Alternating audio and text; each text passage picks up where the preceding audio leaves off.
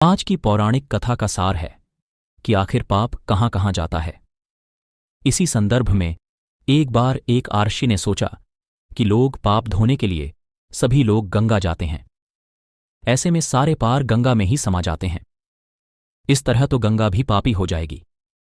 उस ऋषि ने यह जानने के लिए आखिर पाप जाता कहाँ है तपस्या की। तपस्या करने के फलस्वरूप देवगण प्रकट हुए। तब आर्षि ने उनसे पूछा कि गंगा में जो पापा धोया जाता है वह कहाँ जाता है। तब भगवान ने कहा कि चलो गंगा जी से ही पूछते हैं इस बारे में।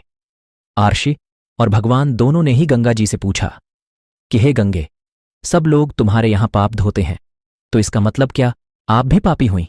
तब गंगा ने कहा कि मैं कैसे पापी हो गई। मैं तो सभी पाप लेकर समुद्र को अर्पित कर देती हूं। इसके बाद आर्षि और भगवान समुद्र के पास गए और उनसे पूछा कि हे सागर, गंगा सभी पाप आपको अर्पित कर देती है, तो क्या आप पापी हो गए? तब समुद्र ने कहा कि वो कैसे पापी हुआ। वो सभी पाप को भाप बनाकर बादल बना देता है। अब आर्षि और भगवान दोनों ही बादल के पास गए। उनसे पूछा कि हे बादल, समुद्र पापों को भाप बनाकर बादल बना देते हैं, तो क्या आप पापी हुए? बादलों ने कहा, मैं कैसे पापी हुआ? मैं तो सभी पाप को वापस पानी बना देता हूं और धरती पर गिरा देता हूं। इससे ही अन्न उपजता है, इसे ही मानव खाता है।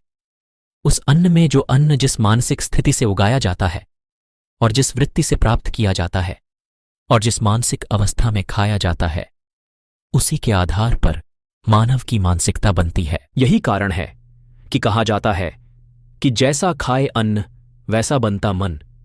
जिस वृत्ति से अन्न प्राप्त किया जाता है और जिस मानसिक अवस्था में खाया जाता है, वैसा ही विचार मानव का बन जाता है। ऐसे में हमेशा भोजन शांत रहकर ही ग्रहण करना चाहिए। अन्न जिस धन से खरीदा जाए वह धन भी श्रम का होना चाहिए।